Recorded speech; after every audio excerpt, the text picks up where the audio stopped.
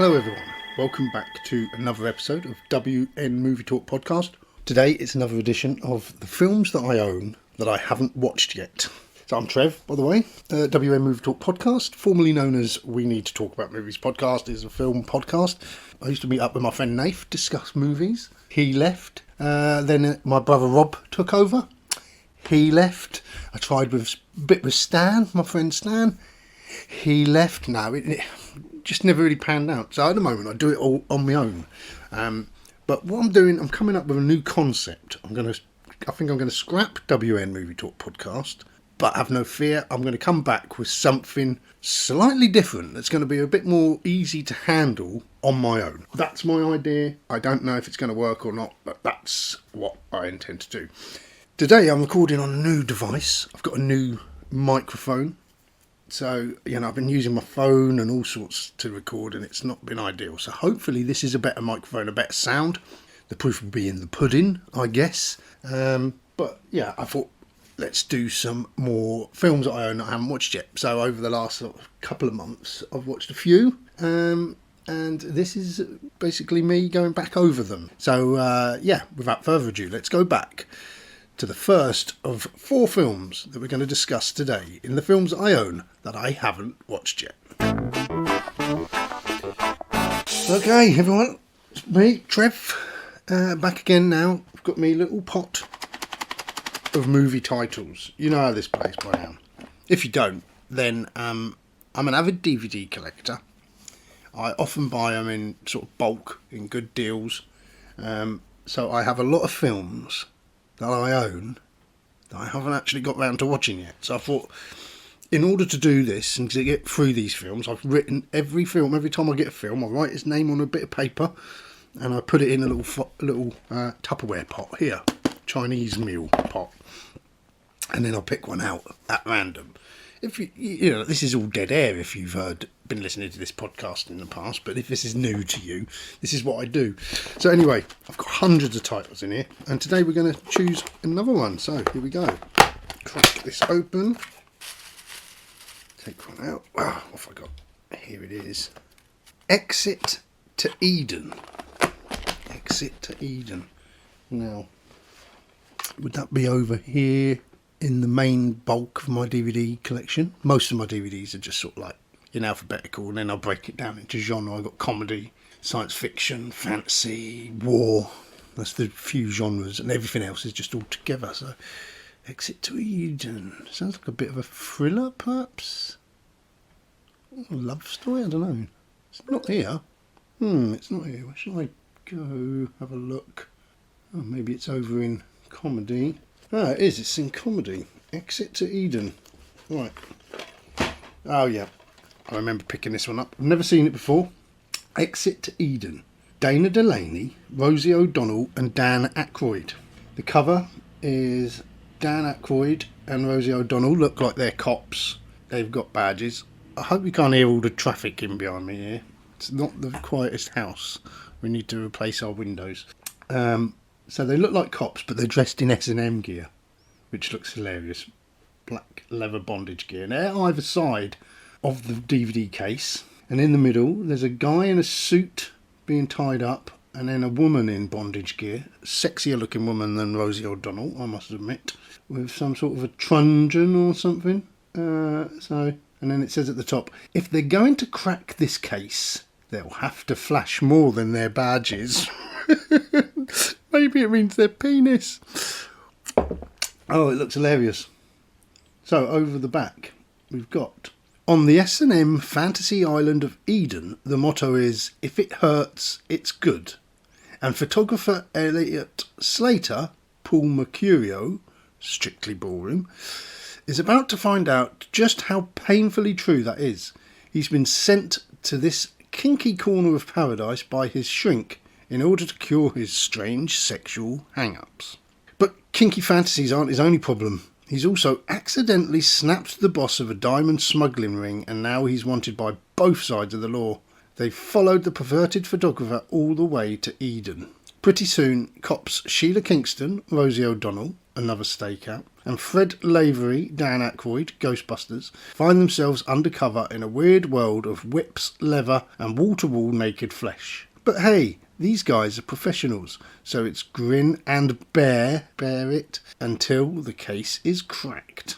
So, directed by Gary Marshall. Didn't he do I recognise that name. He's like, did he do Pretty Woman and things like that? He's like an old...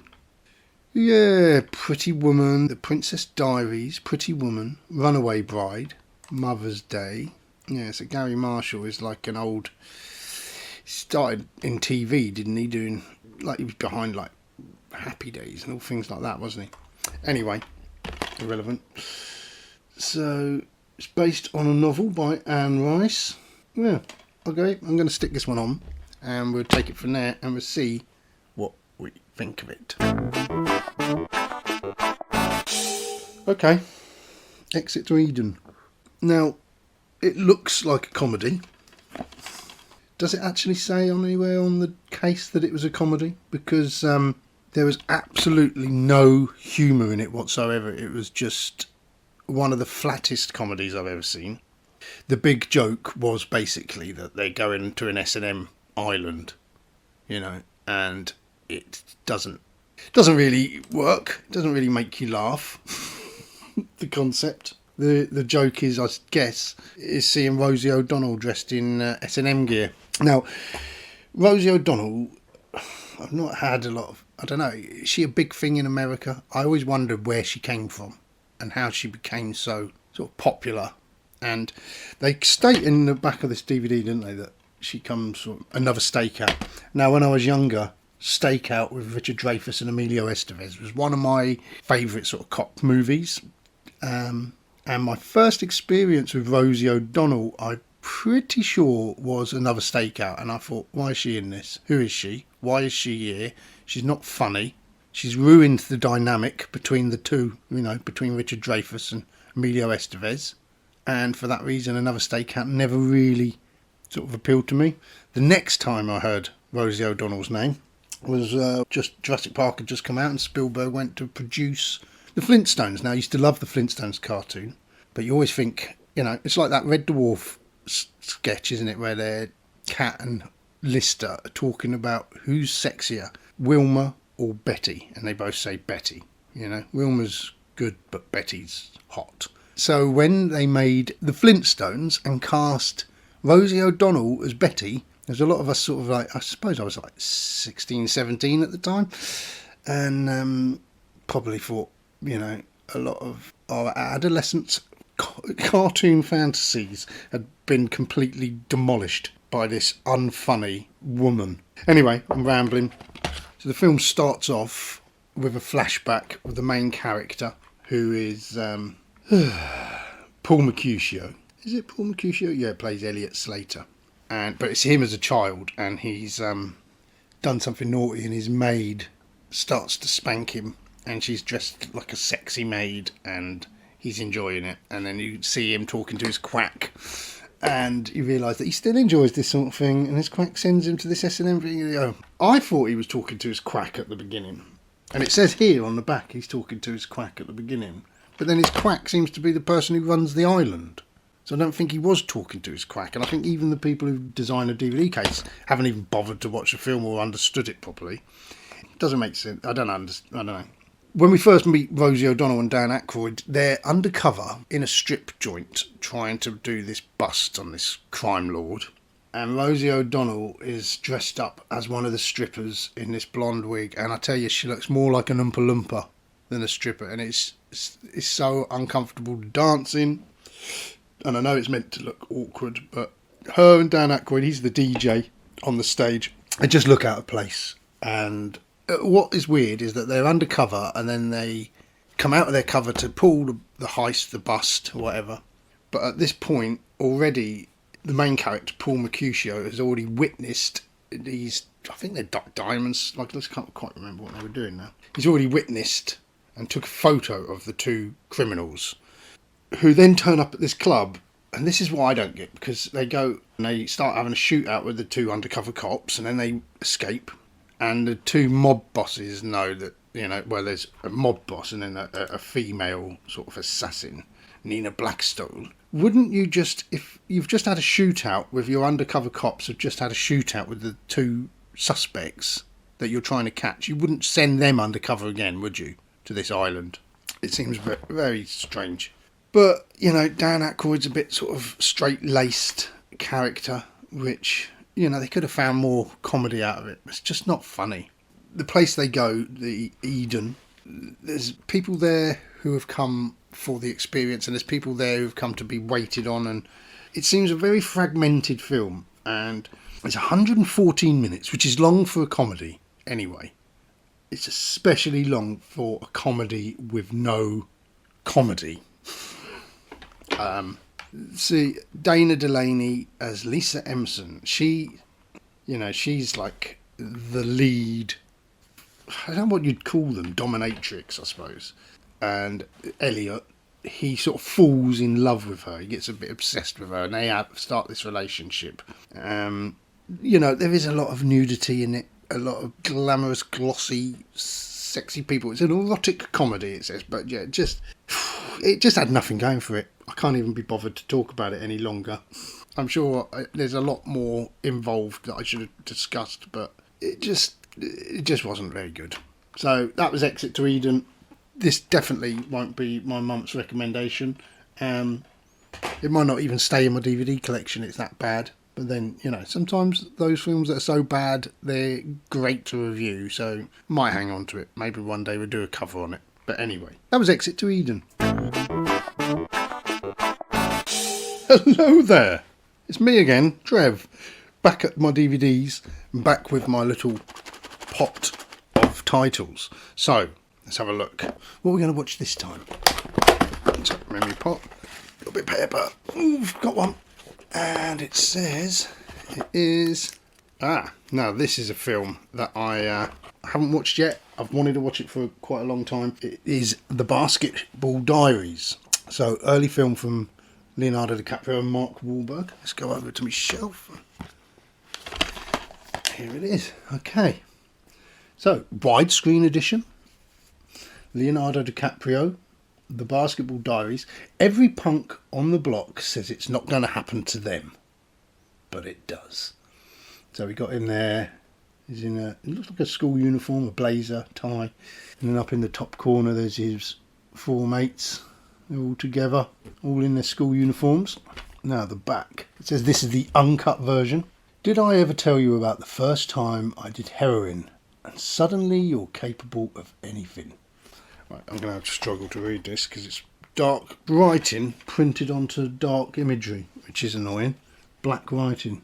In the early 1970s, there emerged from the brutal streets of New York the voice for a new generation of youth disillusioned by the lost promises of the 60s. The voice belonged to Jim Carroll, whose unflinching, compelling and corrosive memoirs... this is annoying. I cannot see. Memoirs of adolescence exploded into the worlds of literature and music. Right, the next paragraph isn't so bad. Travelling desperate roads, Jim, Leonardo DiCaprio, the beach, keeps writing, but his spiralling descent into drug addiction causes his journal entries to turn surreal, mirroring a life of mindless crime, deprivation and despair. Finally, a stint in Rikers Island Juvenile Reformatory and his written account of a life spanning out of control rescue him from annihilation. Should not be missed. Okay, I can't read the directors and what have you. But, so, The Basketball Diaries. Now, I've avoided watching this because it's a bleak sort of subject matter. I don't know how harrowing it's going to be, but let's just get it on. We'll get it on and we'll come back and I will discuss with you The Basketball Diaries. So, from 1995, The Basketball Diaries. Good cast in it. It's a great cast, actually. I recognised from all over the place. Goodfellas. The Sopranos. Lots of people turning up from one to the other. Directed by Scott Calvert, who I don't know what else he's done. Juices Wild, don't know what that is. I've just quick Google, quick IMDb, and this seems to be his most popular film. He's done this. DJ Jazzy Jeff and the French Prince. Parents Just Don't Understand from 1998. Juices Wild from 2002. Yeah, relevant. Anyway, so the film, it was gritty. It wasn't too harrowing. It wasn't, I don't know, sometimes these films are so bleak that they're just hard to sort of watch. This was entertaining at the same time. It's great to see, always great to see young Leonardo DiCaprio. Now, personally, Leonardo DiCaprio is one of my favourite actors, still, to this day. I was a big champion of his from earlier films such as Ross Eaton Gilbert's Grape, and the one he done with De Niro, This Boy's Life. I can't remember what it's called now. But yeah, this is just as sort of good. You know, he's great in this. He does carry the film on his own. You can see a star in the making here. Mark Wahlberg as well is really great in here. He's a bit more fiery. He plays Mickey. And James Madio as Pedro. Now I was like, how do I know James Madio? I recognise him. I think when I've Googled, the only thing I really can sort of pinpoint him in that I've seen was The Band of Brothers.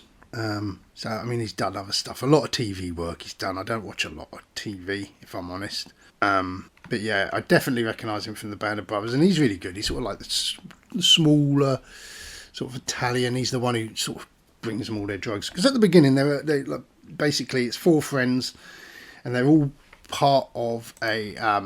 they're all on a basketball team. And they're all really... they're on the verge of going up to sort of the next league up. One of them in particular, I think he's called Neutron, is he? He is a bit more interested in the basketball than the others, and not so sort of sidelined with the use of drugs and glue sniffing, because there's a scene at the beginning where the four of them go out and they're all glue sniffing and then they're all sick. One of them's sick over this ledge, and who's down below? It's Pussy out of The Sopranos. He gets sick on, and then he ends up chasing them. Also from The Sopranos and Goodfellas, you've got Lorraine Bracco as Leonardo DiCaprio's mum. She's really good as well. Bruno Kirby as well. He's from, you've seen him, he's Clemenza in The Godfather Part 2. Isn't he? The young Clemenza. He's in loads of stuff as well. Harry Met Sally's a friend in that. You'd know him. I'm sure you know who Bruno Kirby is. If not, give him a Google and you go, oh, that guy. But he plays their coach, the basketball coach, Swifty. And he's sort of... he's a pedo, basically. He's trying to fucking touch these kids up and get things off them. And so, you know, they're at a religious school. I think it is like a Catholic school, isn't it? And... these kids are sort of torn between the streets, the drugs, and the basketball. And slowly but surely, the drugs take over for most of them.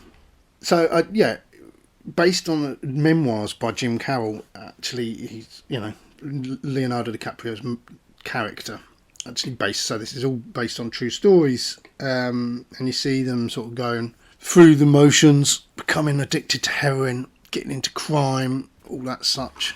And then slowly but surely they fuck everything up for themselves. Certainly do. I did feel, though, that it just sort of happened, the heroin bit. There was no, like, you know, it builds up, the introduction, you see the characters and you see them, like, doing uppers and downers, sniffing glue, what have you, being mischiefs. And then it just goes, oh, did I tell you about the first time I did heroin? And then he sort of, that's it, he's on heroin. And it was almost a very sudden event. They didn't dwell on his first time or how he got it or anything like that. I don't know, that was the bit that I thought, oh, that could have been a bit better. Other than that, it was quite a good film. Juliette Lewis turned up in there as well. I quite liked her character. She's like a girl on the streets, a lady of the evening, a young girl of the evening, and she's always trying to sort of tap the boys up for, like, you know, a bit of a hanky-panky for a bit of money so she can go and buy some skank. It's an interesting role, and you keep seeing them sort of completely belittling her, and they've got no respect for her, and she's disgraced herself. But then at the end, when Leonardo DiCaprio's character is at his lowest, he sees her on the street and she's actually looking really nice, and she's managed to get herself out, you know. There's also another character in the film, Ernie Hudson's character, Reggie, just a bloke on the block, and he plays a bit of basketball with Leonardo DiCaprio, and he sort of tries to take Leonardo DiCaprio under his wing, and as he sees Leonardo DiCaprio heading down that slippery slope, he one day rescues him from dying, takes him back to his house, makes him go cold turkey.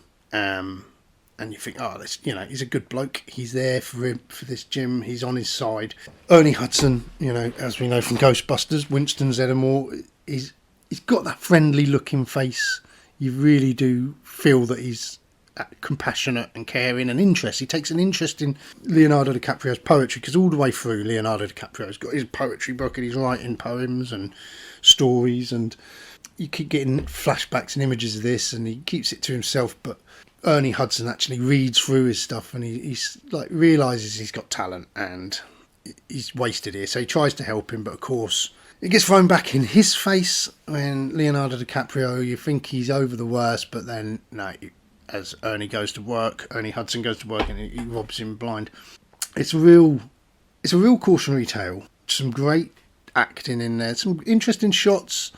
Like I say, it's gritty, but it's quick paced. It didn't do that well sort of critically. When I look back, I've got a book, film guide that I often look at. The last film I reviewed in that, Exit to Eden, which I reviewed earlier, when I looked that up in the film guide, out of 5 stars in a Radio Times film guide, it only had 1 star. Basketball Diaries only had 2, and they actually slag off Leonardo DiCaprio and his performance and say it was shit. I don't think it was. I think it's a really good film, and I think it's a bit of a cult classic. You've probably seen it. Everyone I talk to has seen it, and I don't know why I never have. There is a controversial scene in there because Jim Carroll sort of fantasises about going into his class with his gun and killing all the, his classmates and the teachers, dressed in a black trench coat. And then obviously, this was 95, did we say? 95, and then 1999 you had the Columbine High School massacre. And it's obviously, the way they dressed and that, they've obviously seen this and had taken, not saying it completely influenced them, but it's got to have, isn't it? I think it's a really weird, it's a weird scene. It's not... It's honest, isn't it? He's visualising doing this, and I think a lot of kids visualise wrecking the system. Unfortunately, over in America, you have a lot more access to guns, and the fantasies that you might have are a lot more likely to be played out, which is a bit disturbing. I mean, high school shooting since Columbine has just gone through the roof, hasn't it? And it's just a shame. Anyway, not talking about high school shootings. So, yeah, this was Leonardo DiCaprio's another breakthrough role of his, another role that sort of set him on the way to Titanic. So, I think the next film after this would have been Baz Luhrmann's Romeo and Juliet, which sort of stood in good tiding for him. So, I mean, yeah, before this, he'd done This Boy's Life, What's Eating Gilbert's Grape, both of those I'd seen. That was 93. 95, The Basketball Diaries, The Quick and the Dead.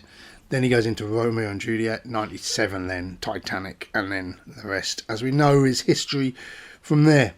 But, yeah, I thought it was a good film. I thought, well worth a watch. Gritty, funny in places, just well worth checking out. Anyway, so there we go. That was The Basketball Diaries, my second film of the episode. I wonder what will be next. Stay tuned. Okay, here we go. Film number 3 now. You know that I'm not going to keep telling you what I'm doing. You can hear what I'm doing. I'm opening me a little Tupperware, getting me a little film, bit of paper, and it is old. Right, now this, I remember picking this up, and it wasn't a film that I was aware of, but one that I thought did sound really interesting. So if I look on the shelves over here, yeah, here it is. Old, It's Only a Matter of Time. A new trip from M. Night Shyamalan. Shamalama ding dong. So the cover looks really interesting. It's like a beach, bird's eye view of a beach, and there's like a really young leg and an old leg with a skeleton coming out of it underneath the brim of her hat. So yeah, really looks interesting.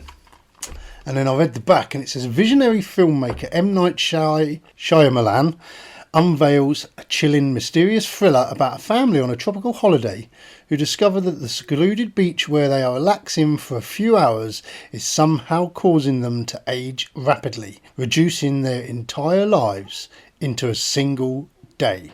M. Night's most unnerving film yet. It's a bit hit and miss for me, M. Night Shyamalan. I did enjoy The Sixth Sense.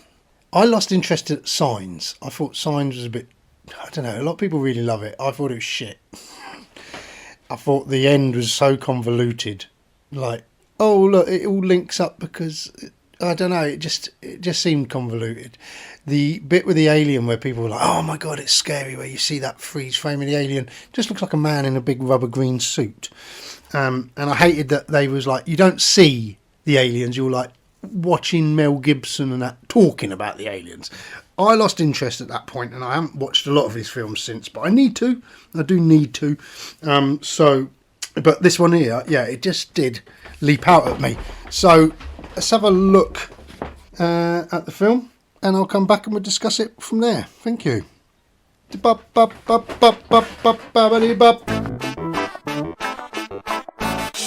So from 2021, Old.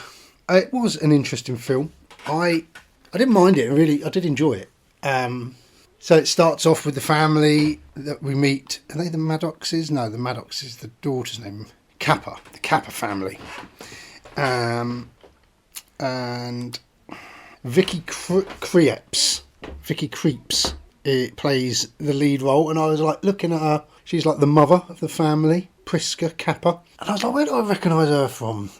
Quick Google. She's from the Phantom Thread, which was the Paul Thomas Anderson film that he made, the last film that Daniel Day-Lewis ever made, which I thought was good. And yeah, she was good in it as well. So they arrive on an island. They're going on this holiday. Gail Garcia Bernal is the dad, Guy Kappa, and they got two children, Maddox and Trent. And yeah, they arrive at this resort, and at first it's all pretty normal, you know. There's a lot of people around, the kids are having fun on the beach and stuff. But you find out that the parents are having a bit of a dispute, and there's a bit of a health scare with one of them, with Priska, and it makes you think, you know, they're there for one last holiday as a family before they're going to split up, because it sounds like they are going to split up.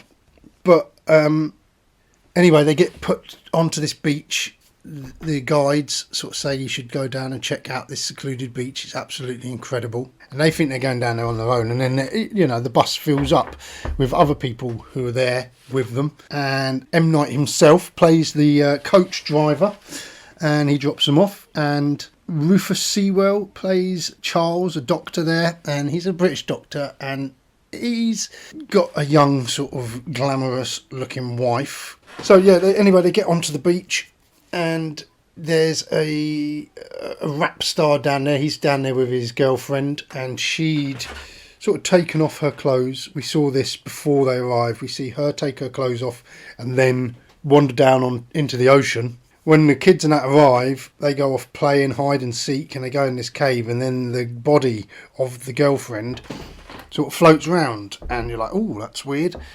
What is weird about it is that everyone else, as the story progresses and people are obviously aging, and they got no way off of this beach, you think, well, why has that girl died, but she doesn't look any older, and she died before, you know?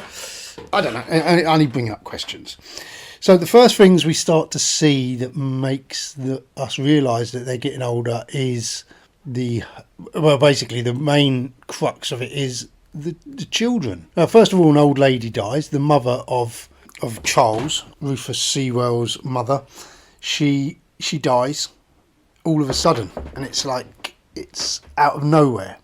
And then his girlfriend Abby Lee, they've got a little daughter as well, and all 3 kids are going off playing, and it all gets a bit sort of a bit weird. Everyone's sort of backwards and forwards talking about this dead body, you know, what should we do? And it isn't long before you realise that the kids, you know, who were the daughter and the son were like 6 and 8, are all of a sudden, you know, like 11 or 12. And then as the film progresses, they get older again. Now it ends up with the 2 kids being played by Alex Wolff and Thomasin McKenzie when they're sort of aged 15, 16, or whatever they are. Alex Wolff, I recognise straight away. He was the main guy in Hereditary, which I really enjoyed. And Thomasin McKenzie, she made quite a good had quite a good performance in Jojo Rabbit as Elsa, and I've seen her in Last Night in Soho as well. She was really good in that. So they, you know, we mainly see them 2 portraying the 2 children as everyone else is aging. Now, it's a really good concept, like M. Night's usual thing. It's like breadcrumbs sort of slowly revealing bits, and it's quite intriguing. My 12-year-old son watched it with us. It's not the type of film that he'd usually sit and watch with us, but he said he liked the sound of the concept. But he watched it, and I said, how did you feel after watching that? Because it wasn't horror, but there is some scary bits, and he said it made me feel really uncomfortable. So it's good in that effect. But what there is you know, lots of people trying to take charge and get off the island. They can't basically get off the island. Every time they try and walk through the caves, they black out and end up back where they started. So, you know, all the grown-ups now, they're all starting to age. Rufus Sewell's character, this was the weirdest character for me, because he's a doctor and he's really well-to-do, but he's like a bit schizophrenic as well, and he keeps thinking everyone's trying to break into his house. So God knows why they've given a schizophrenic person a knife, but he's got this pocket knife, and the first thing you see him do is go up to the rapper, mid-sized sedan, the rapper's called, Aaron Pierre, and he slashes his face. And before long, the cut, you know, when they go to have a look at it, the cut's already healed, and things just heal really quickly. And there's also a really good bit where they're trying to remove a tumour as well, which is quite interesting. A really strange concept. But yeah, that Rufus Sewell character just I didn't like him. He was just too much. His wife's character, as I thought, was better, as the sort of the blonde bimbo. There's a scene where she's going mental because she's like starting to age rapidly, and she's really ashamed of how hideous she looks because she's always under loads of makeup and stuff. And she starts throwing rocks at the kids in the cave, and then she breaks her arm, but it heals really quickly into position, and then she breaks another one, and there's a scene where she's chasing them and all her limbs are all like snapping, and it's a typical horror trait. You know, you see this quite a lot in these horror movies these days, don't you? But it was, I don't know, my son couldn't watch the screen at that point, but I think for myself, I've seen that so many times, it just sort of took away from it a little bit. But yeah, it's a good film. There is no real lead in it as such. Vicky Creeps and Gail Garcia Bernal as the 2 parents, I suppose, are inroad. They're both good in the role, but it's nothing, you know, nothing really stands out as being a phenomenal performance. But again, I do like the concept, and it gives you a bit of a feel of Lost. Do you remember Lost? You feel like they're in this situation, and have they been selected for a reason? And you keep seeing like people up in the distance watching from the cliff tops. It's like they're being monitored. But yeah, it's a bizarre film. There's some good bits in it, and then, you know, interesting stuff. Whereas basically the 2 kids, who was like the daughter of the doctor and his wife, and young Trent, they sort of start aging rapidly together. You know, they're both 6 at the beginning, and by the time they're sort of like in their 20s, or supposed to be in their 20s, bearing in mind this is all taking place in the afternoon, they have sex, and she becomes pregnant, and she gives birth to a baby, all in the space of like 20 minutes. But yeah, it is a film that made you think. A lot of it, though, if you think too hard about it, the logic probably would unravel very rapidly. But I think if you're just watching it and just taking it as it comes, it's all right. The direction was a bit odd in some places. I think it films people reacting to things a lot, but the camera's always like zoomed quite in and they're offset, and it's more focusing on the blurry images in the background. I don't know if it's effective or not. It's not off-putting, but it's his style, isn't it? But if his films are up your street, then this one definitely is worth checking out. It definitely sounded one of the more intriguing films of his for a long time. And glad I watched it. And yeah, not too bad a film. Hello there, it's me again. And it's the last film for this episode from the films that I own that I haven't watched yet. Been a variety so far, isn't there? But what have we got next? Let's have a look. Let's just get on with it, Trevor. Come on. Oh, shit. Just spilt them everywhere. That wasn't meant to happen. Hang on. I'm only human. I'm making mistakes. Oh, God. Right. I'll put them all back except for one. I've got one. I'll just open it up. And it's... Okay, what we got? Ghost World.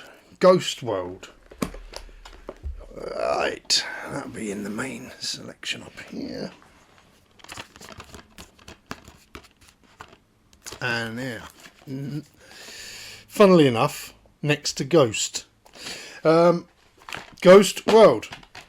Here we go.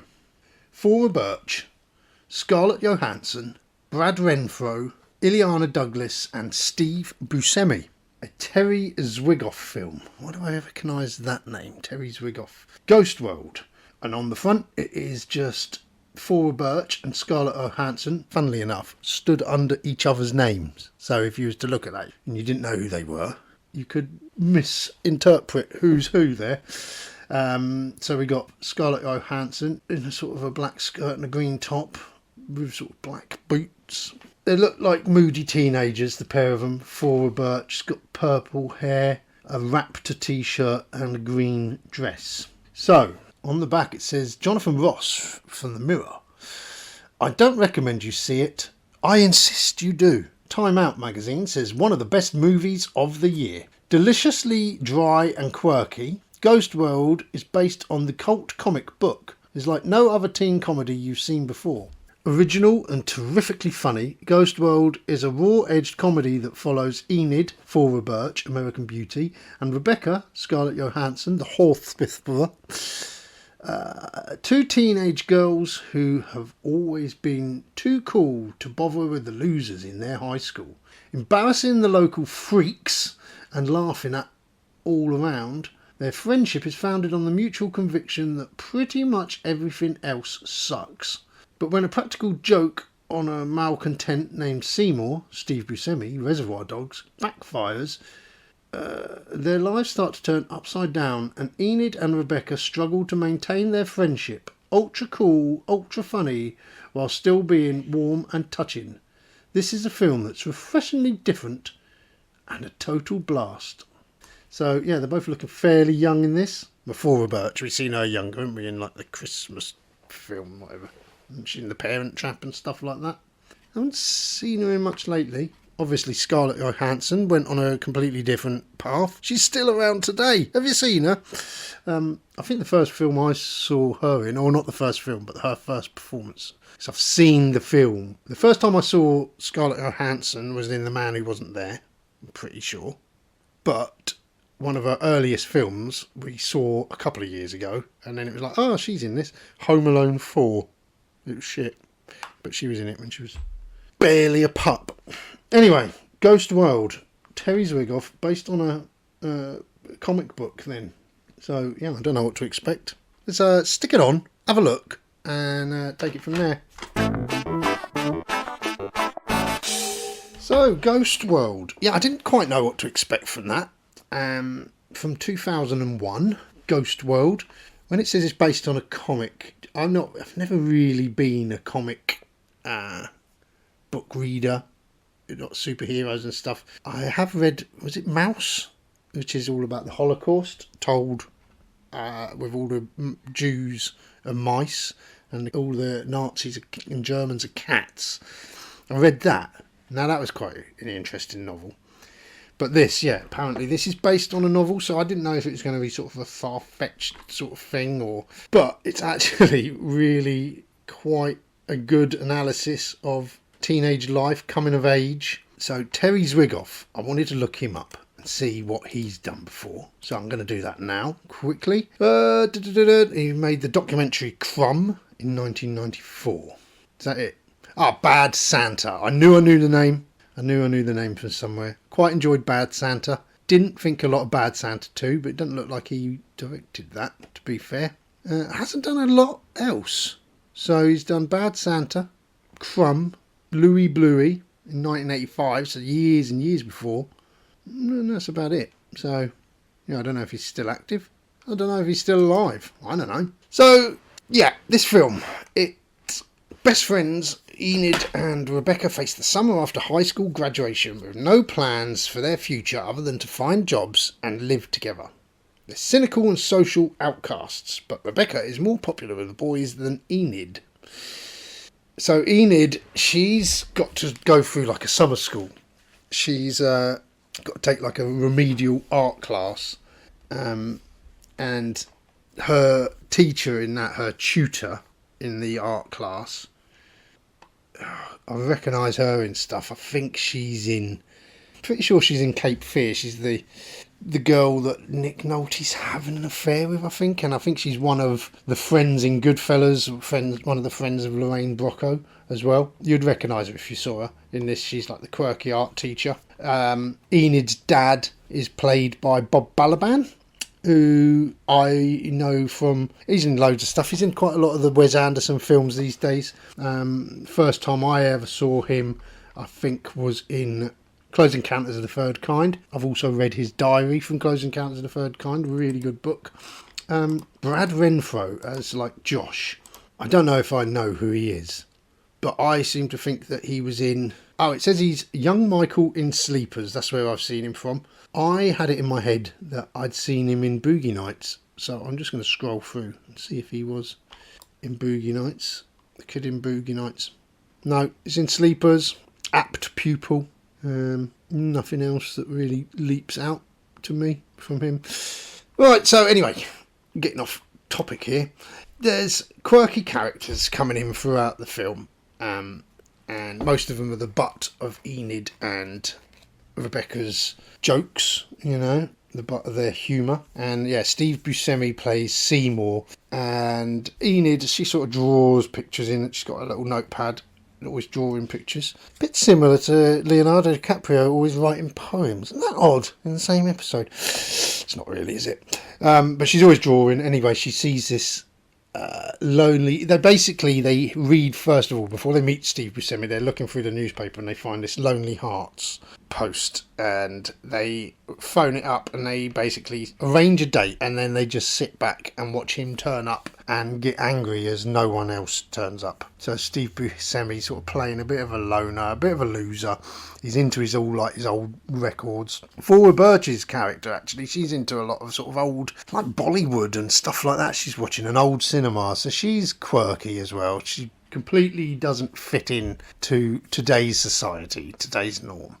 Me and my wife watched this, and my wife at the end, she said that was a really good interpretation of how you feel when you're trying to find yourself. My wife said she'd gone through all that, and my wife said that this film really reflected that side of being a young girl really, really well. Obviously, she'd have more experience with that sort of thing as I have. But yeah, so Flora Birch, she when she sets up Steve Buscemi for the fall, she then sort of starts following him around. She finds out where he lives, and then she goes to a garage sale that he's doing, and then she starts looking through his records, and this is where she finally sort of sparks up a bit of a relationship with him, a bit of a friendship. And she starts hanging around with him more and putting Scarlett Johansson's as Rebecca, her friendships sort of taking more to the side. So Zwigoff, Terry Zwigoff, and the comics creator Daniel Close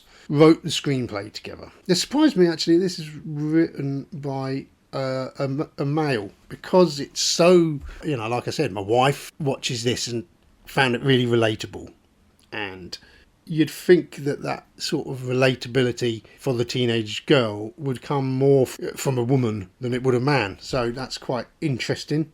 There's some strange characters that turn up, and a lot of sort of banter between them in this town, between the girls and other people. You see that they've got this little clique together, and they don't sort of like to let other people in, but then they start to alienate themselves from society and eventually from each other as well.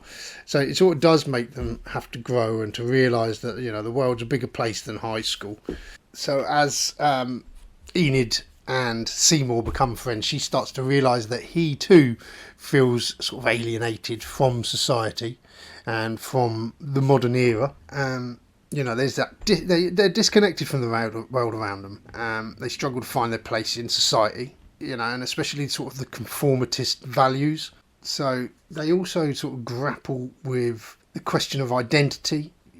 Enid really rejects social norms, but she also struggles with self-doubt and insecurity. So her friendship with Seymour he serves as a source of inspiration for her and validation, I suppose, for her own journey.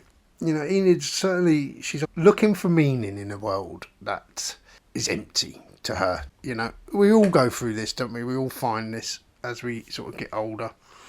But the film's ultimately suggesting that meaning and connection can be found in the most unexpected places, which obviously is the whole Seymour relationship is the sort of metaphor for that, isn't it? So Enid is, although she's full of teenage angst and hugely sarcastic and independent, she's also very intelligent and sort of cultured a lot more than the other girls and teenagers and that are around her. She's into more interesting things. See, Rebecca is sort of more switched on, more reserved, and Rebecca wants to get out and get their own independence and get flat, and Enid is sort of dragging her heels a bit. Rebecca's the one who goes and gets a job, and Enid is just sort of still playing. She's treating life like an extension of a summer holiday. Yeah, I thought it was I think Ghost World is a brilliant film. There's some characters, like I say, in it that make you laugh. One of the characters in particular is this chap with this mullet and nunchucks who hangs around the convenience store where Josh works. Josh, you think, the girls sort of use him. He's sort of cool to them because he's got a car. He's not cool. He knows he's being used. And you think, are they stringing him along? Is there going to be a relationship between them blossoming? But it doesn't really touch into that. It feels authentic, this film. It really did. Echoing my wife's sentiment, it does have this authentic feel. It really does feel like watching just teenagers behaving, and it explores the complexities of adolescence and the search for meaning in a world that often, feels disconnected, superficial. And no, it's through its compelling characters and a lot of sharp wit, it does offer a powerful commentary on, the teenage experience. Well, I suppose, and the human experience. We see the grown-ups never really, through Seymour, we see that grown-ups don't really change. If you feel alienated in the world, you probably always will, unless you do conform. And where's the fun in that? Anyway, so there we go. That's 4 films that we've discussed in this episode. Exit to Eden, first of all. The Basketball Diaries, Old, and Ghost World. So, this is the point in the episode where I now select one to be my film of the week from this selection. So, Exit to Eden, as I mentioned, definitely not my film of the week. It was absolutely appalling. It was not funny. It was a single joke that just wore very thin very soon. Basketball Diaries, I thought was an interesting watch. It had a sort of an independent feel to it, almost a low budget feel to it. But Leonardo DiCaprio, again, seeing him as his younger self, becoming the actor that he is, you see him on that path. He was brilliant. I did really enjoy him in there, despite what the Radio Times review said. M. Night Shyamalan's Old, next. Again, a good concept, well made, some interesting shots, some interesting themes. But ultimately, with all of M. Night's films, not one I'd race back to watch in a hurry, I don't think. And then Ghost World was just sort of like it was a steady paced, chilled, sort of satirical, comical look at teenage life angst. Do you know what? I think Ghost World is the film of the week for me, or the film of this episode. Definitely enjoyed it. Definitely glad to have watched that. And it felt like, I don't know, why have I not heard of it before? It definitely feels a sort of the film that I would have enjoyed as a teenager at this time when it came out. 2001, I would have been 21. It sounds like the perfect time for me to have watched and enjoyed that film, but obviously missed it at the time. But I found it now, because it's one of the DVDs that I own that I haven't watched yet. So there we go, everyone. Thank you ever so much for listening. That was my films. I'll do some more of them soon. I'll also do another episode soon. But like I said, I'm thinking about either stopping this and starting a whole new podcast, which is a shame because I've got the Facebook and the email all set up, or I might just redesign this podcast. I don't know yet. I've not decided, but I do want to talk about film. I'm just trying to make interesting ways of talking about film on my own, really. So we'll take it from there. Anyway, thank you all for listening. If you do enjoy this podcast, please do give me a subscribe. Or wherever you're listening, give us a rating on Apple Podcasts or on Spotify or Audible. If you're on all of these things, give me a rating on all of them. That would be brilliant. Feel free to comment or email at all on Facebook, or email me on wnmovietalk@gmail.com if you'd like to comment about anything, or give me a recommendation for a film to review, or anything really. Just get on over there, raise a topic, and we'll see where it goes. But anyway, that's me talking about film again. WN Movie Talk podcast, over and out. Chase!